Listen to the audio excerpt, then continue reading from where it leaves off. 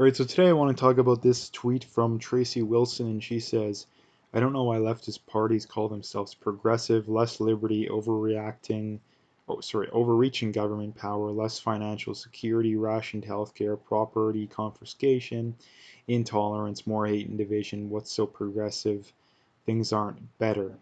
Now, I think those are all good points. I think there's a lot of good points too that one of the many things that I really can't stand about the left too is that they love manipulating language. I mean, the classic examples being like Antifa and Black Lives Matter, and they their belief systems are designed around manipulating language and coming up with straw men and all this kind of stuff. Like I say, it's the classic example. It's, oh, if you're against Black Lives Matter, that means you must be a racist, and if you're against Antifa, that must mean you're a fascist, right? So again, they deliberately design these kind of things so that any reason to oppose them must mean that you're the worst person in the world, right? And again, the right doesn't do any of this kind of stuff. Like just imagine if the right created a group of the pro kid group, and then they go around rioting and looting and attacking anyone who disagrees with them politically, and then anytime they're criticized, being like, oh, you hate children because you disagree with us because our name is the pro child group, right? Like that's exactly what they do. And it really bothers me, and I think it's very underhanded and just shady, if you ask me. And I think they deliberately do that because, again, their ideas aren't very good, right? Like their ideas aren't very good. If they were, they wouldn't have to lie to people in the ways that they lie to people, right? Because if they're actually good, like I say, they wouldn't have to lie to people. So this is what they do. Like, and by progressive, they don't really mean progressive, right? Because you have the progressive conservatives in Canada, right?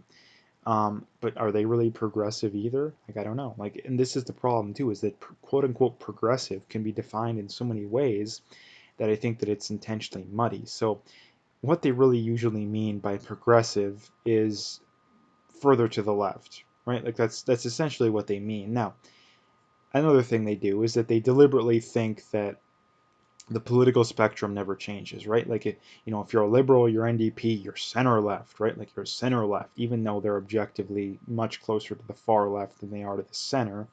The conservatives are much closer to the center than the NDP or the liberals are, both provincially and federally. I mean, you have Jagmeet Singh praising a communist dictator, but yet on the other hand, they're center left. Like, come on.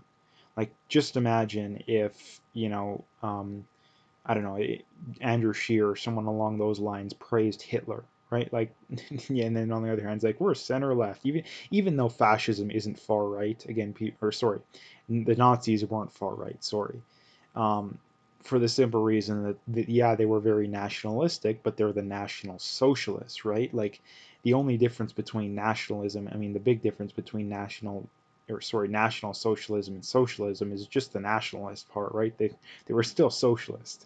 So this idea that they were far right is another one of the many lies that you're taught about in school. But and here's the thing: when it comes to the political spectrum, how I believe it should be interpreted, because again, no matter who you ask, you get vastly different opinions. But I think the political spectrum should be defined as how much government involvement do you want in the economy, right?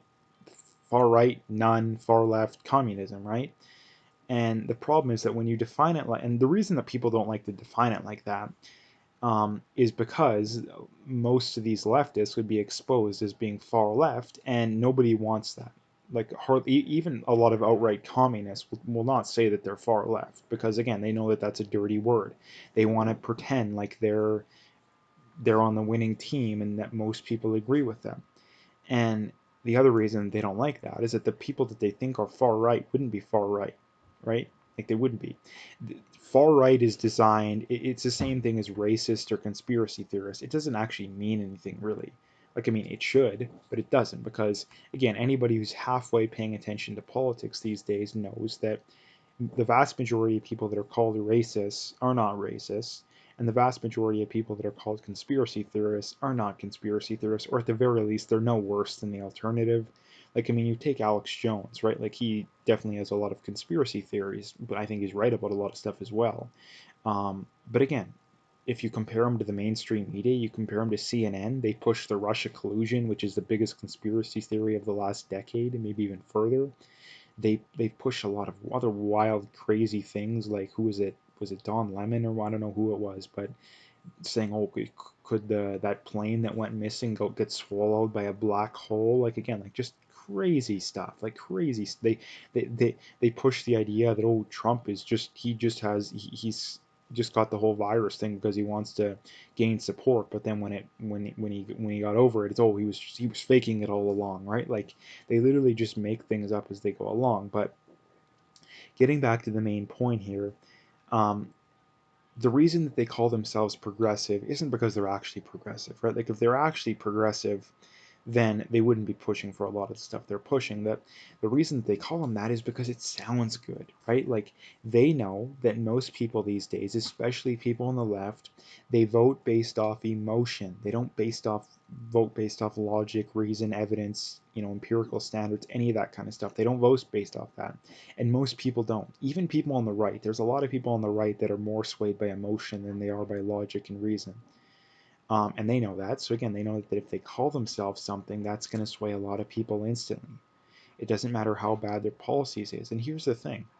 Um, this is the big thing that in Canada and the States and a lot of these areas that the left is wrong on, is that throughout most of history, and through most of these other countries, people are fighting for more freedoms. But we're at a place in the West to where we're so, I mean, in a lot of ways, we have it really bad in that right now things are incredibly volatile, and I think there's a lot. But the problem being is that you have people that are pushing for less freedom. Like, this is where we're at, that we spent hundreds of years, maybe even thousands of years, trying to gain more freedom, and nowadays you have a very large group of people that are pushing for less freedom. Like, that's just where we're at these days, that we have a massive group of people that they want less freedom. And I mean, this is the big problem too, and that people say too, like, oh, people in the third world would kill to have the freedom we have, and there is some that definitely believe that. But the big problem being is that if you look at a lot of these people in the third world as well, they come here and they vote for the same stuff, right? Like, most people from the third world, they come and they vote for the exact same stuff. So again, like, there are some people definitely, and those are the people that I think we should be bringing in, but that's a very small amount of them, right? So this is kind of where we're at in the West, where we have these quote unquote progressives that are fighting for less freedom, right? Like, most people in the world that don't live in a first world country, and the vast majority of people throughout history, wanted more freedom. And we've gone full circle now to where we have people that want less. And why is it that they want that? It's very simple. They've been lied to, they've been brainwashed, and they don't have the ability to admit they're wrong either. Like, I mean, like I use this example a million times, but you look at California and New York, those states are in a world of hurt right now. But are all the leftists in that area being like, yeah, guys, we tried this whole progressive thing, it didn't work, we're not going to vote for it anymore? There's some people like that, but it's maybe 5-10% tops. The vast majority of these people, they're just going to leave these states and vote for the same stuff that they did when they left, right? Like, they're just going to vote for the same stuff.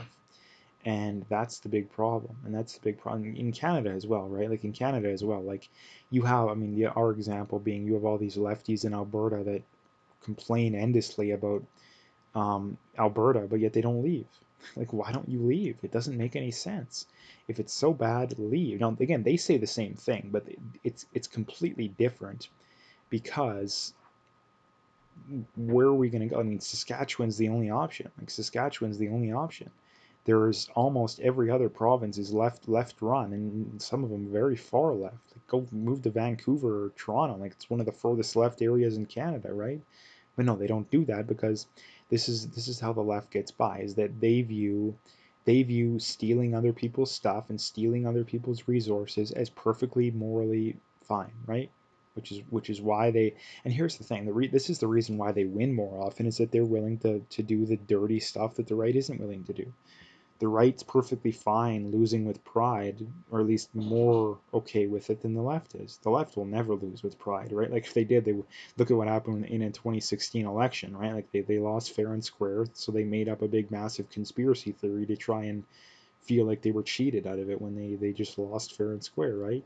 So again, that's kind of how the left operates. But again, to sum it up, they call themselves progressive because it sounds good. They know that the majority of their supporters react more to emotion than to logic and reason. Like anybody who reacts to logic and reason doesn't care what a group of people call themselves. Like you really don't. You care about people's actions, right? And this is the same thing. Um, Judge people based off the content of their character, not the color of their skin. This is the same thing. Judging someone based off the color of their skin is the same thing as judging a book based off its cover. No, you don't judge a book based off its cover, you judge a book based off what's inside of it. And this is the reason why the left doesn't believe in all their mumbo jumbo racist garbage they always bring up. Because again, the left believes in judging a book based off its cover. The right doesn't, at least on average.